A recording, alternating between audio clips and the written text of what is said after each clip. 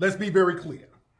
I love Garvey, respect Garvey. Garvey was a thorough brother, but Garvey was not the greatest black leader. No, he wasn't.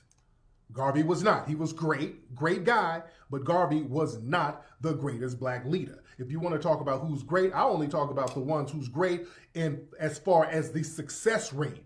If we want to talk about great black leaders, and I'm going to judge it by, okay, who's the most thorough, who accomplished the most things, who acquired the most tangibles, who completed their goals. If we're going to talk about that, goddamn it, Elijah Muhammad.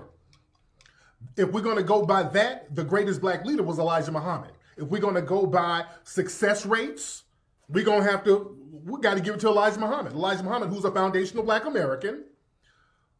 Elijah Muhammad set up an institution, set up an infrastructure that was successful then. It is still successful now, and it's still going on now.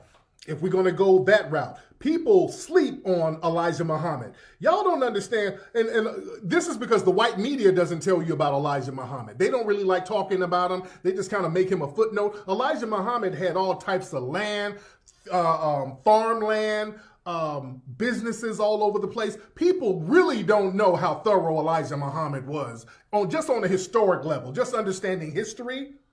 Elijah Muhammad had shit popping. You understand? And then passed the lineage on to another person who was thorough, Minister Farrakhan, and they kept it going. You can't, if we're going to talk about who's thorough, who's the most thorough, foundational black American, Elijah Muhammad, okay? You know, because that's what it all goes down to. What tangibles do you have to show? When you preach something, do for self, are you doing for self? Yes. Elijah Muhammad set up an institution where they are doing for self. They ain't just talking that bullshit. You can see where they're doing it. That's how I judge success rates right there.